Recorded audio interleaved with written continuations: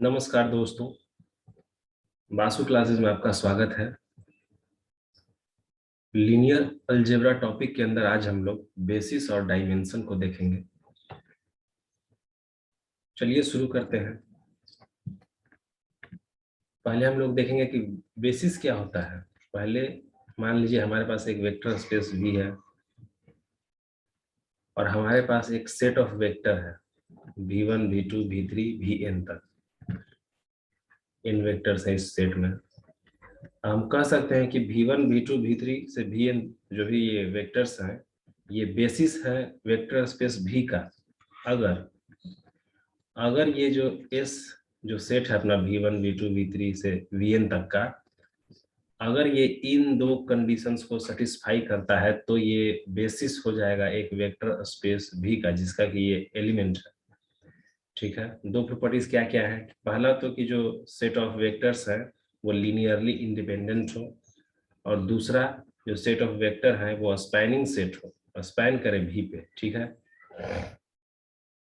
तो वो बेसिस हो जाएगा।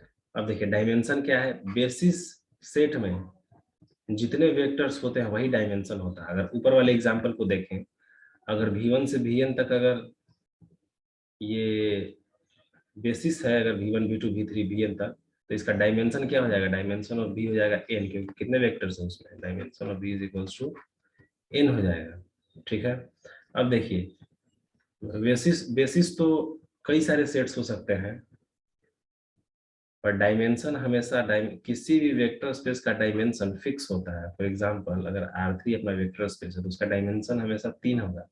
हालांकि उसका बेसिस सेट अलग अलग हो सकता है, लेकिन डायमेंशन एक वेक्टर स्पेस का सेम रहता है चाहे कोई भी बेसिस हो। ठीक है, चलिए एग्जांपल से देखते हैं।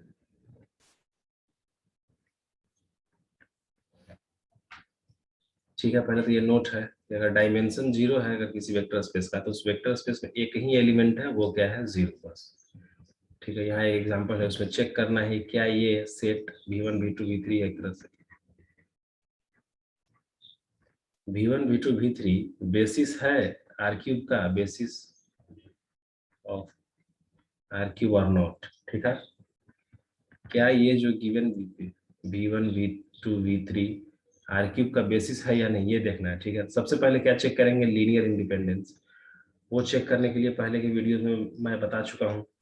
उसको मैट्रिक्स के फॉर्म में लिखेंगे, इसको रिड्यूस करेंगे इचेलन फॉर्म में, और रिड्यूस करने के बाद अगर आखिरी रो में सारे एलिमेंट्स 0 नहीं है, इसका मतलब कि लीनियरली इंडिपेंडेंट है। अगर यहाँ पे जो 5 है, यहाँ पे अगर 0 आ जाता तो यानी कि ये पूरा रो 0 हो जाता, तब ये लीनियरली डिपेंडेंट हो जाता। लेकिन ठीक है, यहाँ पे नॉन जीरो एंट्री है एक 5, इसका मतलब है कि लीनियरली इंडिपेंडेंट है। अब देखते हैं दूसरा प्रॉपर्टी कि क्या ये स्पैन करता है R क्यूब को। ठीक है, स्पैन वाला प्रॉपर्टी देख रहे हैं। R क्यूब का कोई भी जनरल वेक्टर क्या होगा, एक्स वाई जेड। अब एक्स वाई जेड को अगर हम लोगों ने पहले ये देखा हुआ है कि कोई भी अगर वेक्टर है x y z R cube का, अगर उसको हम AV1, BV2, CV3 के फॉर्म में लिख सकते हैं फॉर सम ABC, तो हम लोग बोल सकते हैं कि स्पैन करेगा। अब इसको हम लोग इस तरह से लिख लेते हैं, AV1, BV2, CV3। ठीक है, इस तरह से आ गया सोल्व करने के बाद। यहाँ से A + B = 2C = X। ठीक है, यहाँ से आप सोल्व कीजिएगा तो इसको रिड्यूस करने के बाद ट्रायंगुलर फॉर्म में ये आ जाता है। यहाँ सीधे सीधे C का वैल्यू निकल जाएगा। C का वैल्यू जब इसमें डालेंगे तो B का वैल्यू निकल जाएगा, और C और B दोनों का वैल्यू डालेंगे तो A का वैल्यू निकल जाएगा। इसलिए ठीक है, यहाँ ABC का वैल्यू कुछ XYZ के फॉर्म में आ जाएगा, इसलिए ये स्पैन करेगा। यहाँ एक बात और समझने लायक है कि अगर स्पैन करना है, अगर वेक्टर स्पेस है कोई और उसका डायमेंशन n है, तो स्पैन करने के लिए कम से कम हमको n वेक्टर चाहिए।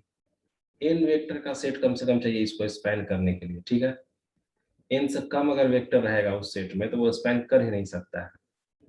चलिए आगे देखते हैं। ये कुछ इंपॉर्टेंट थ्योरम्स है, इसको आने वाले लेक्चर्स में हम लोग थ्योरम्स को करेंगे, थ्योरम्स का प्रूफ देखेंगे। इसमें है कि dimension of v is equals to n, then any n linearly independent vector will be basis. कोई भी वेक्टर स्पेस है, अगर उसका डायमेंशन n है, तो कोई भी n लीनियरली इंडिपेंडेंट वेक्टर उसका बेसिस हो जाएगा। ठीक है,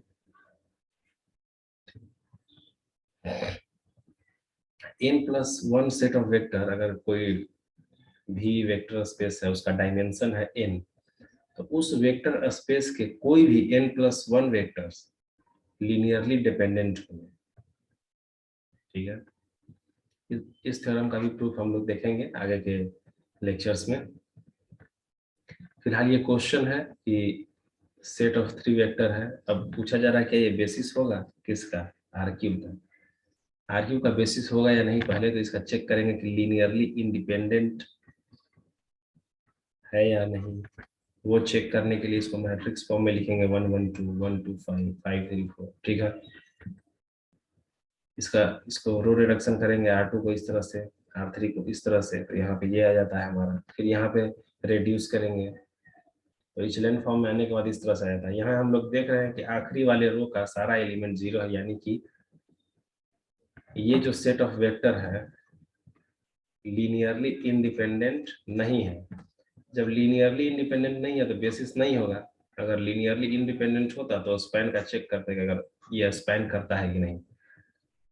ठीक है, चलिए अगला सवाल देखते हैं हम लोग।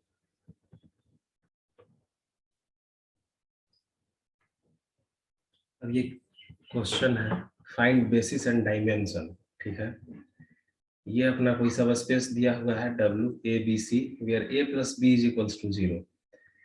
इस तरह के क्वेश्चंस जब रहते हैं कि यहाँ A B C है, इधर कुछ कंडीशन है, तो हम लोग चेक करते हैं कि कितने वेरिएबल्स फ्री हैं जिनका वैल्यू हम कुछ भी ले सकते हैं। जितने वेरिएबल फ्री रहते हैं वही डायमेंशन होता है।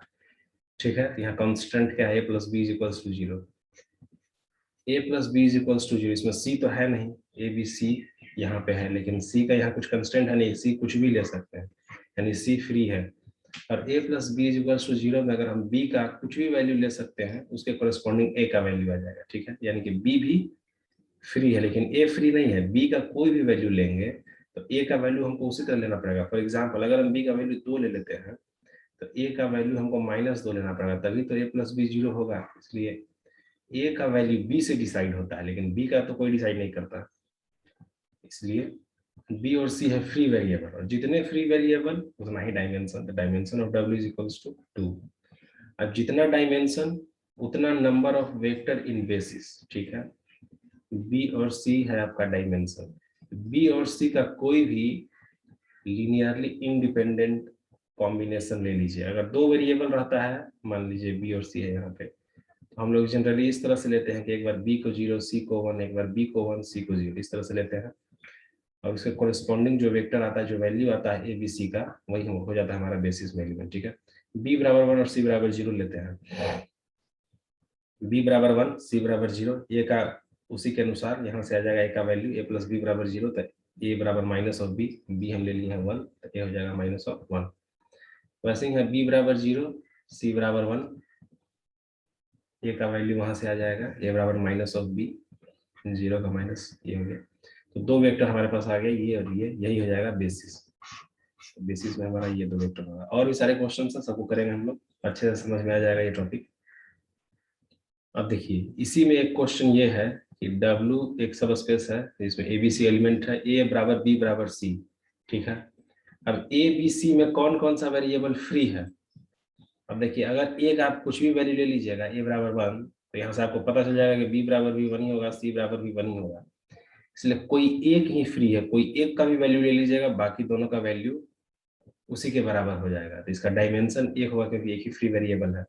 और बेसिस में उतना ही एलिमेंट होता है जितना डायमेंशन होता है। ठीक है, डायमेंशन 1 है तो बेसिस में कोई भी एक एलिमेंट आप ले लीजिए जो सब स्पेस का एलिमेंट हो जाएगा आपका काम। ठीक है, अब ये दूसरा सवाल है, find basis and dimension of a space spanned by 1 1 1 2 1 1 3 2 -2 and 0 1 1। ठीक है, अब ये बहुत ही आसान सवाल है।